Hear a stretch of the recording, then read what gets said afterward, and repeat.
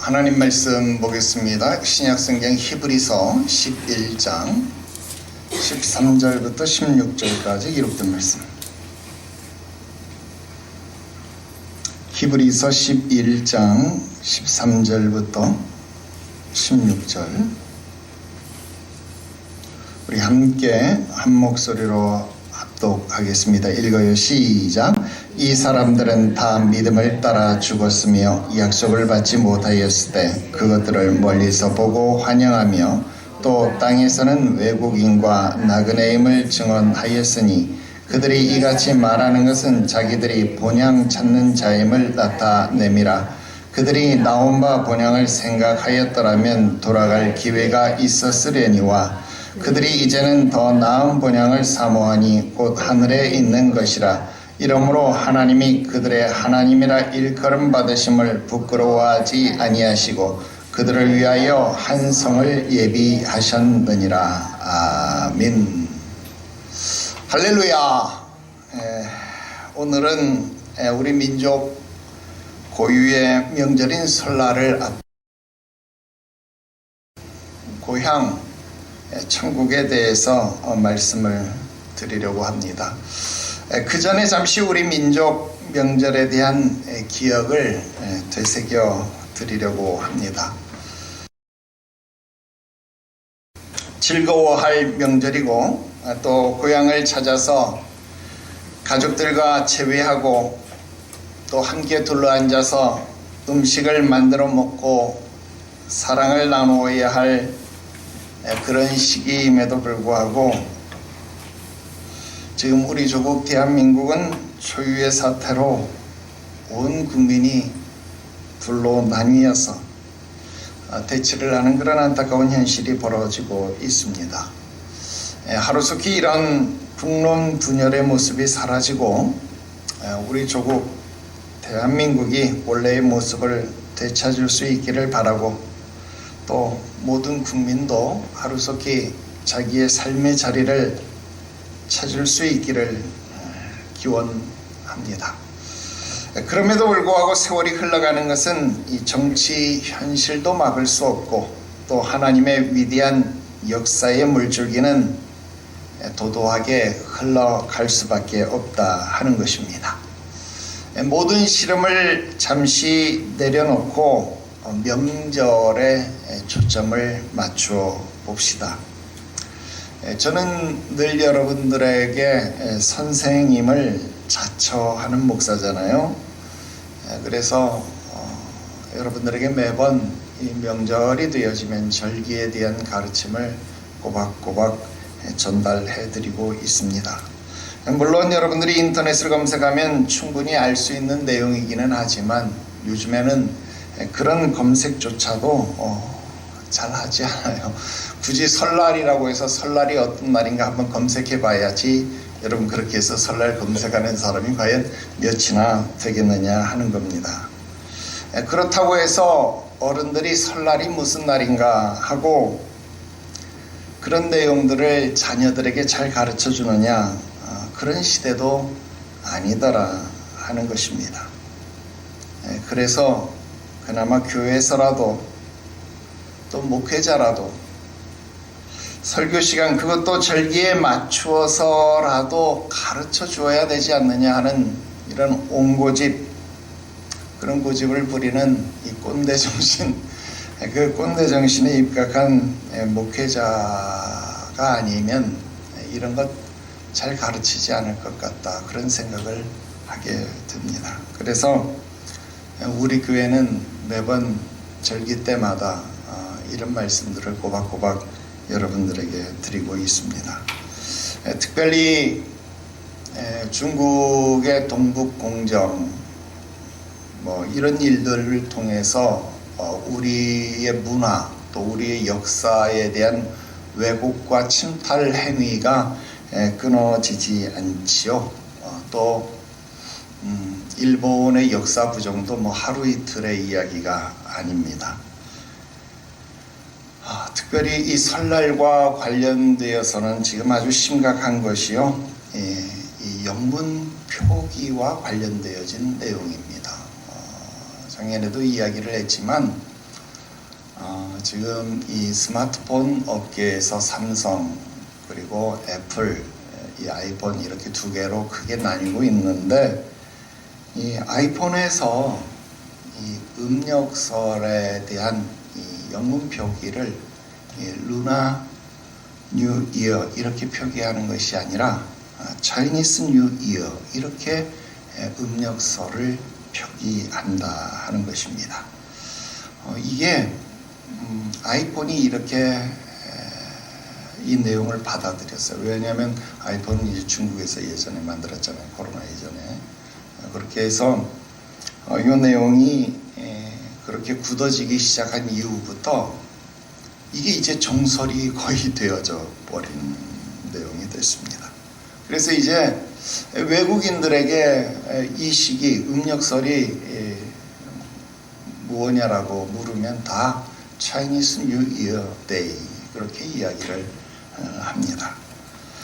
그러나 이 음력설은 중국인만의 전통이 아니지요. 한국, 베트남, 필리핀, 동남아 국가들이 같이 공유하는 그런 전통이기도 합니다. 그런데 거기에다가 이게 중국 새해다 그런 이름을 붙이면 이게 이상하잖아요. 말이 안 되잖아요. 그리고 오히려 중국의 음력설은 우리가 알고 있는 이 음력설과는 좀 달라요.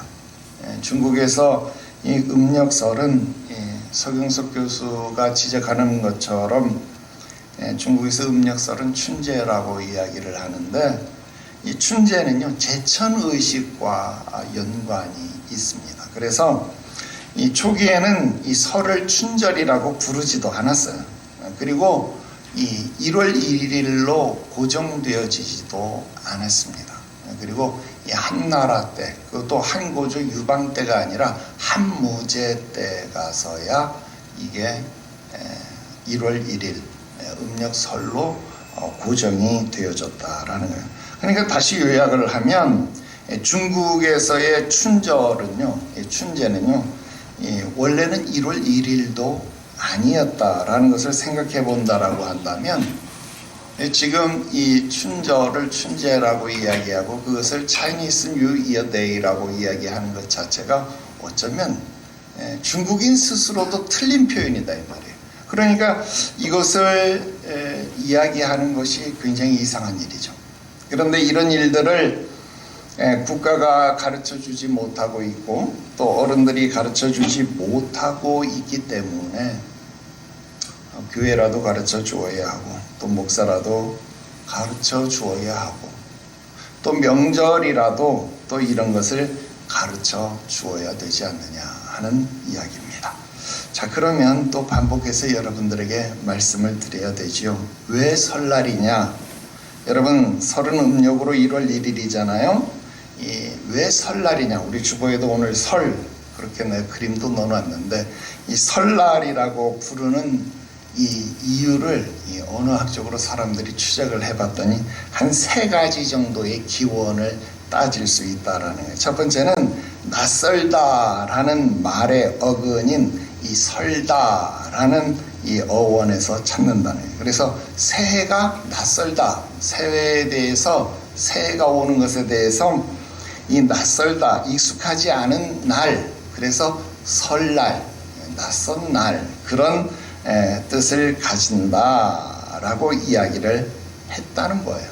이건 설 중에 하나니까 이게 정답이다 그 말은 아닙니다. 그 다음 두 번째 이야기는 이 설날은 선날이다라는 거예요. 선날. 선날이라고 하는 말은 장이 서다라고 이야기하는 것처럼 계시를 뜻한다는 계시. 그래서 새해, 새날이 시작되는 날, 그래서 선날 그러면 새해가 시작되는 날, 계시되는 날, 그런 뜻이다라는 거예요. 그런데 이게 연음화되었기 때문에 선날이 설날로 변했다라고 하는 설, 이게 두 번째 가설입니다. 그리고 세 번째 가설은 삼가다, 조심해서 가만히 있다라는 이 옛말 섭다라는 말에서 그 어원을 찾기도 하는데요. 이 날이 우리에게 좀 조심해야 되는 날이다. 삼가고 조심해야 된다. 그래서 새해에는 우리가 삼가고 조심해서 바르게 살아야 된다. 그런 내용을 강조하기 위해서 이것을 이야기하는 것이다 라는 이 세 가지 가설을 언어학자들이 이야기를 한다는 거예요. 그리고 마지막 속설, 이건 말 그대로 속설이에요. 나이가 한 살 더 먹는 것이 서러워서 설날, 서러운 날, 그래서 설날 그렇게 이야기한다 그런 거예요. 그래서 어떤 것이 정답인지는 몰라요. 그런데 어쨌든 설날은 그래서 설날, 여러분들이 한 번 정도 생각을 해보면 좋겠다 하는 거예요. 자, 설날은 언제 시작됐느냐? 삼국유사에 따르면 신라 비처왕 시절, 그러니까 서기 488년부터 시작됐다라는 거예요. 그러니까 우리나라는 설날의 전통이 최소한 1500년 이상 되어졌다라는 겁니다. 그러니까 여러분, 우리가 굉장히 오래 이 설날의 전통을 가지고 있다라는 겁니다. 참고적으로 세계에서 가장 오래된 명절은 6월절입니다. 3500년 이상의 전통을 가지고 있다는 겁니다. 한편 이 설날은 시련을 겪기도 했다라는 겁니다. 여러분, 우리나라가 일제강점기를 겪으면서 일본은 양력을 쓰죠. 태양력을 쓰고 우리는 태음력을 사용했기 때문에 설날이 서로 달랐다라는 거예요. 1월 1일이 서로 달랐다라는 겁니다. 그래서 일제강점기 시대에는요, 일본 사람들이 우리가 쓰는 1월 1일을 구정이다 이런 말로 표현을 했어요. 그래서 우리가 구정이라는 말이 지금까지도 사용되는 이유가 바로 그것입니다. 그래서 여러분, 구정이라는 말은 어쩌면 우리가 흔히 말하는 일제의 잔재다 이런 표현도 가능할 수 있겠습니다. 그래서 여러분, 설날에 우리나라 사람들이 세배를 다니면요, 일본 사람들이 옷에다 먹물을 뿌리기도 하고 또 떡방앗간을 돌리지 못하도록 강제 휴업을 시키기도 했다, 그렇게 이야기를 합니다. 어쨌든 이런 일들이 있었고요. 이승만 정부 또 박정희 정부에는 이중과세라는 말은 두 번 새해를 센다 그 말이에요. 양력 음력으로 두 번 이중과세를 한다라고 하면서 음력설을 없애려고 하는 노력도 했다고 해요. 그러나 여러분, 이 음력설의 전통은 없앨 수 없었다라는 겁니다.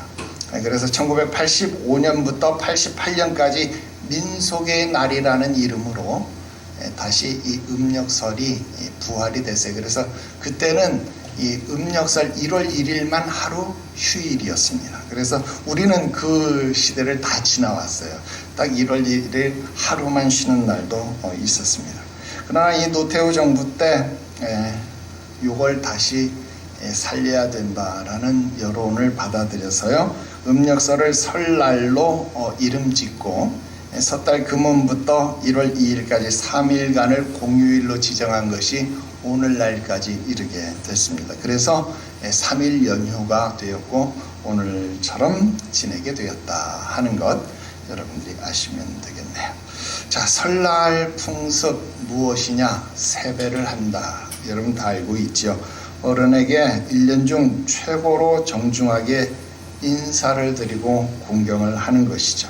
어른은 최고의 덕담을 하면서 이 세뱃돈을 하사하는 그런 풍습이 있다 하는 겁니다. 이때 1년 중 최고로 아름답도록 옷을 맞춰서 입었어요. 그것을 설빔이라고 불렀고, 그때는 색동저고리가 최고의 옷이었다. 왜 색동저고리였는지 혹시 압니까?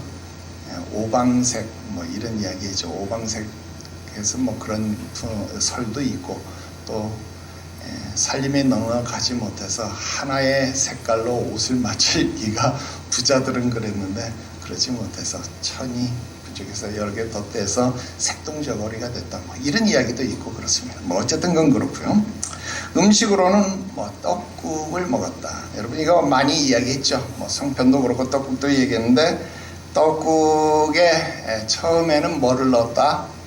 꿩고기를 넣었어요. 근데 점차 꿩이 귀해지고 꿩 대신 닭을 넣으면서 속담, 꿩 대신 닭이다 라는 속담이 여기에서 나왔다라는 것도 여러분들에게 말씀을 드렸습니다. 그런데 요즘은 뭘 넣어요?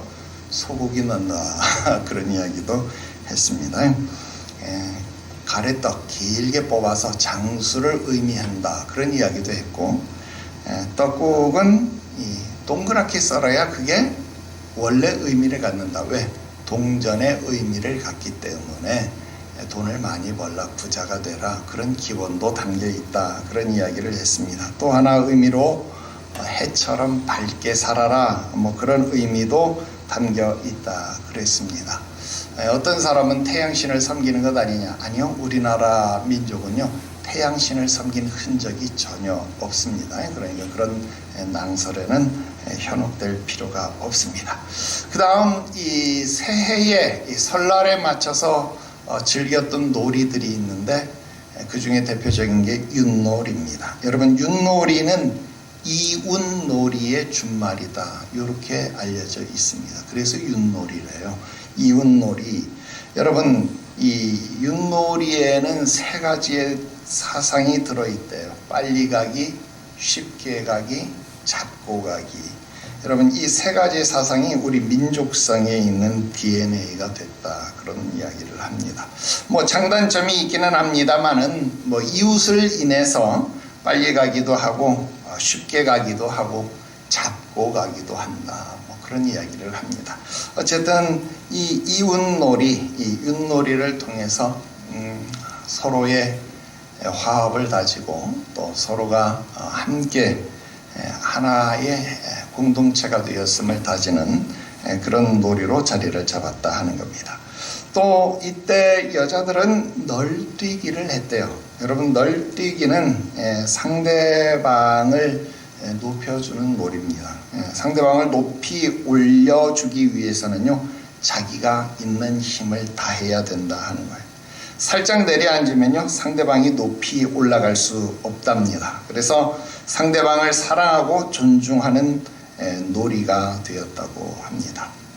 또 여인들이 이 널뛰기를 통해서 마당 밖 세상을 구경하는 그런 기회로도 삼았다 그런 이야기를 합니다. 서로 교대로 하늘을 치솟으며 나 때문에 너가 오르고 너 때문에 내가 하늘로 치솟는 이런 널뛰기를 하면서 서로를 축복하였다.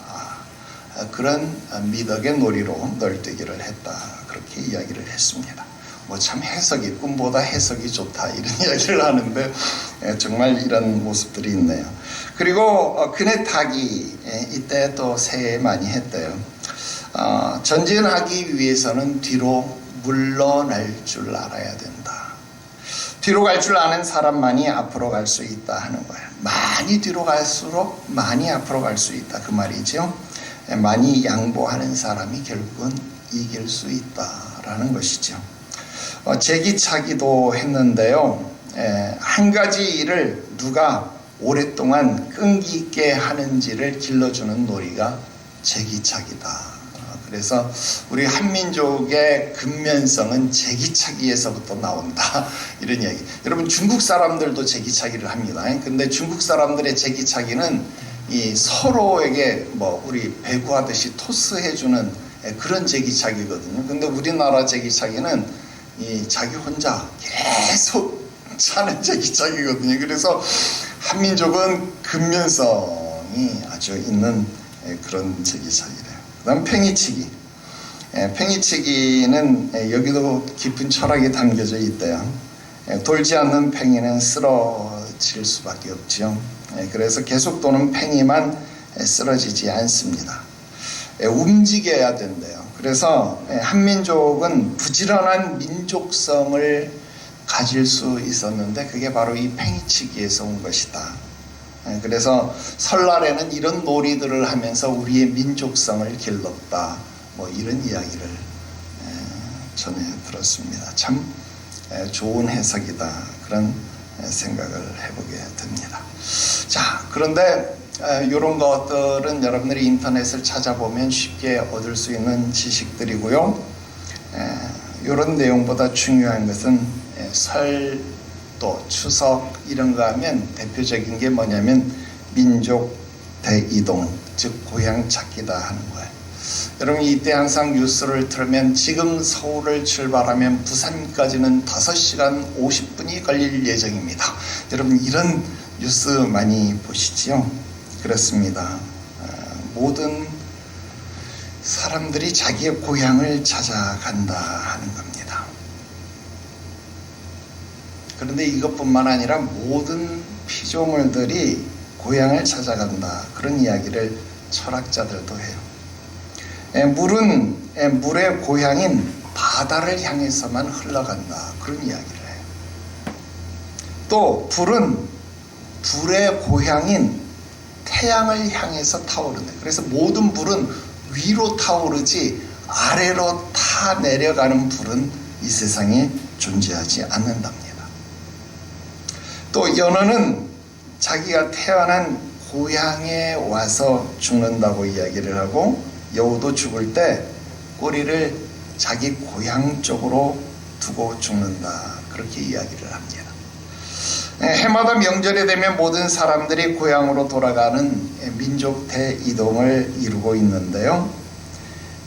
고향이라고 하는 것의 정의도 많이 바뀌는 것 같아요. 옛날에는 자기가 태어난 곳이 고향이죠. 근데 우리 때는 부모님이 계신 곳이 시골 고향이었어요. 근데 요즘에는 자식이 있는 곳이 고향이에요. 그래서 자식 있는 곳에 부모들이 찾아가요, 요즘에는. 그래서 어머니도 오늘 올라오세요.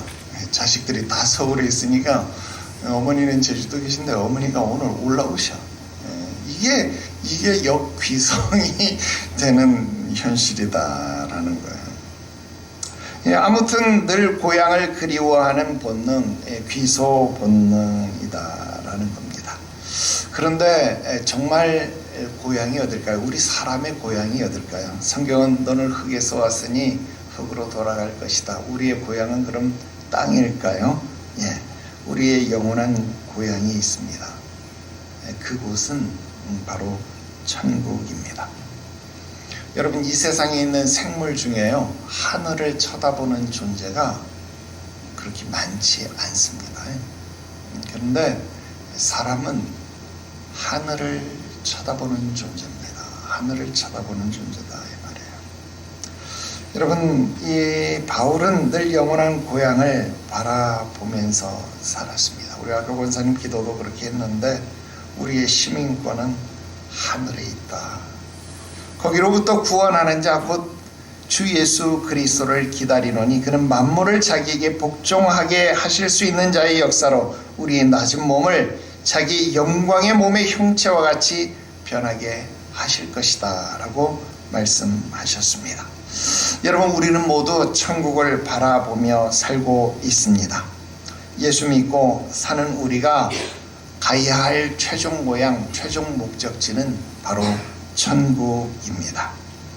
결국 우리는 천국에 모여 있어야 할 것인데요, 우리가 목표로 하는 천국을 생각하며 두 가지만 짧게 말씀드리고 말씀 마치려고 합니다. 첫 번째로, 돌아갈 고향이 있다라고 하는 것은 저와 여러분들이 순례자, 여행자, 나그네라는 말입니다.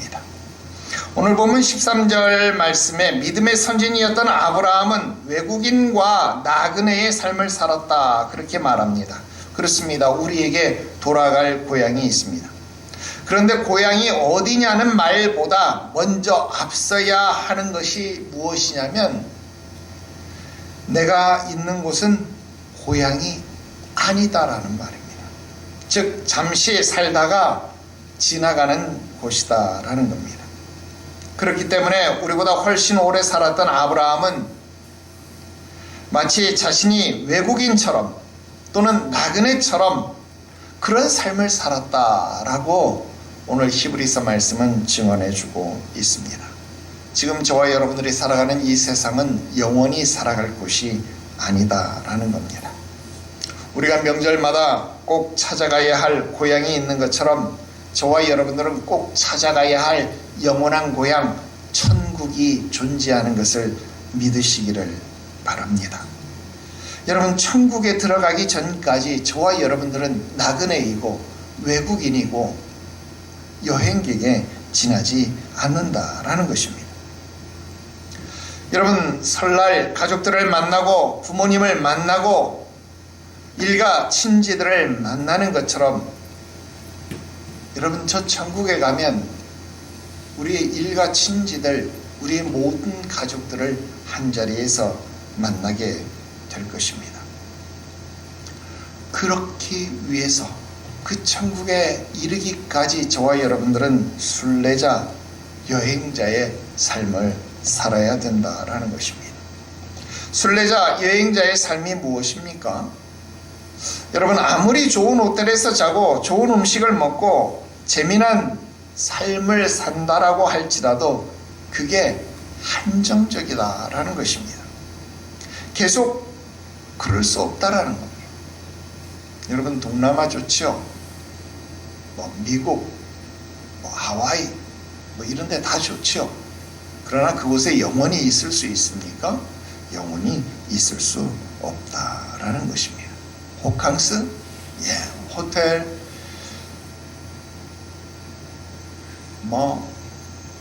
좋은 시설들을 즐기는 것, 좋은 일이죠. 그러나 그게 계속될 수 있습니까? 물론 돈만 있으면 그럴 수 있겠죠. 그러나 그것도 영원할 수는 없을 겁니다. 여러분, 그런 곳에서 하루 이틀 즐기다가도 여러분 집에서 자는 것이 더 좋지 않습니까? 저도 젊었을 때는 밖에서 나가서 자는 것이 참 좋을 때가 있었습니다. 그런데 요즘은요, 잠자리가 바뀌면 잠을 못 자요. 집에서 자는 것이 제일 좋고 제일 잠이 잘 오는 것을 느끼게 됩니다. 젊었을 때는 뷔페 음식이 참 좋았거든요. 배부르게 먹고 내가 좋아하는 건 마음껏 먹고 참 좋았습니다. 근데 이제는 뷔페 가자 그러면 별로 반갑지가 않아요. 많이도 못 먹을 뿐더러 그냥 단품 요리, 이게 좋습니다. 이게 바뀌는 것 같아요.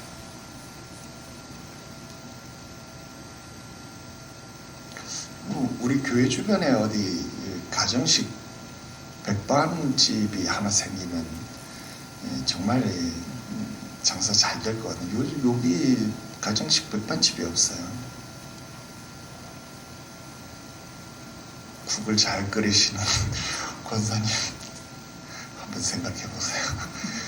이 진짜로 여기 밥집이 없어요. 밥집이. 여러분, 아무리 밖에서 먹는 일들이 좋아도 집밥만큼 좋은 것이 없더라 하는 것입니다. 왜 그래요? 나그네 삶이기 때문에 그렇다 하는 것입니다. 여러분, 우리는 이 땅 위에서 이와 같이 불편한 삶을 사는 것입니다. 이 땅 위에서 잠깐의 불편한 삶을 사는 것입니다. 돌아갈 고향에서 영원한 안식을 사모하는 것입니다. 돌아갈 고향에서 영원한 평안을 사모하는 것입니다. 그렇기 때문에 지금은 나그네의 삶, 외국인의 삶을 사는 것이다라는 것 기억하시기를 주 예수의 이름으로 축원합니다. 두 번째 말씀 드립니다. 더 나은 본향을 사모해야 합니다. 오늘 본문 15절 16절 말씀 보면 아브라함과 사라가 더 나은 본향을 사모했다 그렇게 말합니다. 여기에는 굉장히 중요한 의미가 함축되어져 있는데요. 자기가 나온 본향, 그러니까 자기가 나왔던 고향 갈대아 우르가 아닌 하나님이 친히 예비하신 한 성, 적과 꿀이 흐르는 가나안 땅을 바라보았고 영원한 가나안 땅, 곧 하늘에 있는 본향을 사모했다 그렇게 말씀하고 있습니다. 자, 이곳의 삶이 외국인의 삶, 나그네의 삶인 것을 알고 있습니다. 자, 여기 삶이 너무 힘든 것 같아. 나 고향으로 돌아갈래. 그랬다라고 한다면 어디로 돌아가야 정상이에요? 갈대아 우르로 돌아가야 정상이다 이 말입니다. 그런데 아브라함과 사라는 본향, 고향을 사모한 것이 아니라 더 나은 본향, 더 좋은 고향을 사모했다는 겁니다. 그곳이 어디입니까? 그곳은 천국, 젖과 꿀이 흐르는 가나안 땅, 하나님이 우리에게 주시는 영원한 천국을 사모했다라고 하는 것입니다. 그러니 갈대아 우르로 돌아가지 않았다라고 하는 것입니다. 예수님의 제자들은 예수님이 죽으시자 자기들의 고향, 나는 물고기 잡으러 가겠노라, 갈릴리로 돌아갔다라고 하는 겁니다. 오늘날 저와 여러분들의 삶의 모습 속에서도 더 나은 본향을 사모하지 아니하면 우리는 자꾸만 우리가 나왔던 고향을 생각해서 돌아가게 된다 하는 것입니다.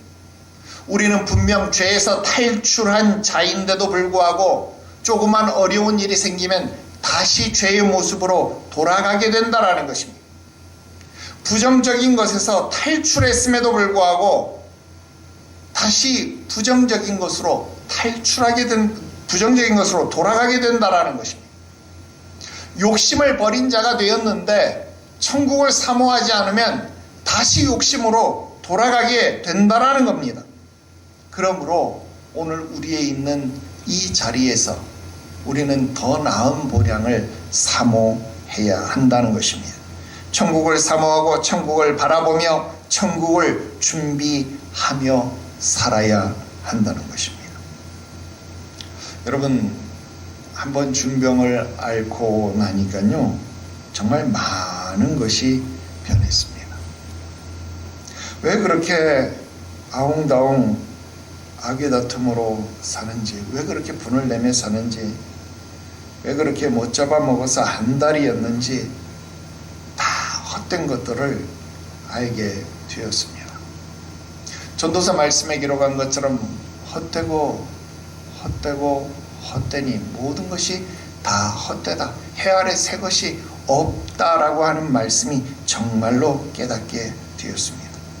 여러분, 하늘 아래서, 여러분 해 아래서 이루어지는 모든 일이 이처럼 헛될 수밖에 없습니다. 천국을 사모하면서 살아가시기를 주 예수의 이름으로 축원합니다. 결론 지어서 말씀드리려고 합니다. 명절 기간입니다. 명절이 되어서 명절에 잊지 말아야 할 교훈이 있다면 그것은 우리에게 돌아가야 할 고향이 있다는 것입니다. 그곳이 어디입니까? 바로 천국입니다. 천국을 준비하면서 삽시다. 설날에 하는 놀이가 있는 이유는 다 그만한 이유가 있었습니다. 우리가 이 세상을 살면서 겪는 희로애락은요, 다 그만한 이유가 있습니다. 우리를 울고 웃게 하는 모든 일이 헛된 것입니다. 천국에서 웃는 일이 진짜 웃는 일이 될 것입니다. 최후의 승리를 얻는 그날이 이르도록 주의 십자가를 바라보면서 믿음으로 전진합시다. 여러분, 명절 기간이 되어서 모두가 행복하고 화목해야 할 이때에 우리 조국 대한민국이 큰 아픔을 겪고 있습니다. 나라와 민족을 위해서 여러분 끊임없이 기도해 주시고 속히 우리가 한마음 한뜻이 되어서 다시 위대한 조국 대한민국으로 변화되어질 수 있도록 여러분들이 기도해 주시고 또 여러분들이 나서서 먼저 한마음이 되도록 이웃을 포용하고 사랑하는 그런 모습으로 힘써 주시기를 다시 한번 당부드립니다. 2025년도 을사년 이렇게 이야기를 하대요. 뱀의 해라고 이야기를 했습니다. 우리 예수 믿는 사람들이 띠를 가지고 이야기하는 건 아니지만 이번 신년 할애회에 갔더니 우리 경기 남로의 노회장님이 이 뱀이라는 동물에 대해서 이야기를 하면서 몇 가지 해석을 좀 하셨어요. 그런데 그 이야기 들으면서 제가 고개를 끄덕끄덕한 내용이 있습니다. 여러분, 성경에서 이 뱀이 뭐 별로 이렇게 안 좋게 이야기가 되었지만, 여러분, 성경에서 뱀에 대해서 이야기하면서 여러분, 뱀처럼 지혜로워라 그렇게 이야기를 했잖아요. 비둘기처럼 순결하고 뱀처럼 지혜로워라, 여러분 그렇게 얘기했잖아요.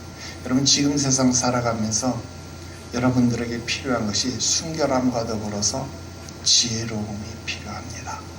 올 한 해 여러분들은 진짜 지혜로움이 필요합니다. 여러분, 이쪽이 저쪽이 하는 말이 들어보면 전부 다 자기들이 옳은 말입니다.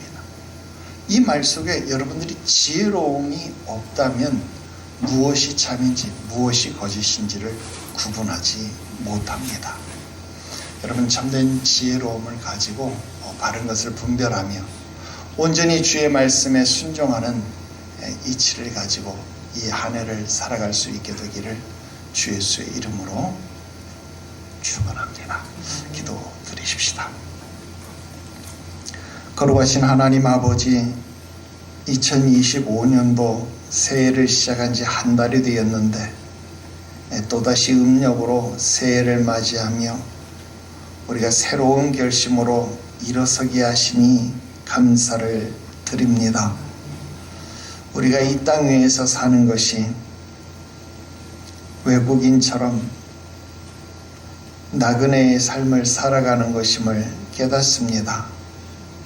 잠시 지나갈 세상에 왜 그렇게 집착하는지, 왜 그렇게 아귀다툼으로 싸우며 지내는지 알지 못합니다. 우리로 하여금 저 영원한 천국을 바라볼 수 있는 믿음의 눈을 허락하여 주시옵시고, 주님만 바라보며 이 땅 위의 삶을 바르게 정의해 나갈 수 있도록 바르게 살아갈 수 있는 지혜를 허락하여 주시옵소서. 영원한 천국 바라보며 참된 소망으로 믿음의 승리를 이끌어낼 수 있는 우리 성도들 되게 하여 주옵시고, 이 명절 기간을 맞이하였음에도 평안을 누리지 못하는 우리 조국과 우리 민족들에게 주의 은혜를 부어 주시옵소서.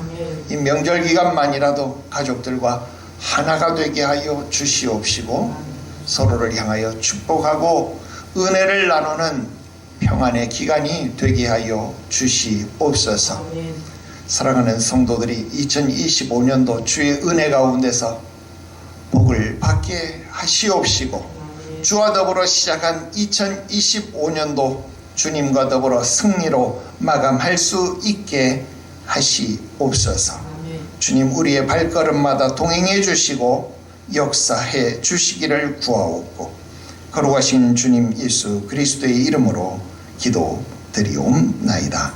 아멘.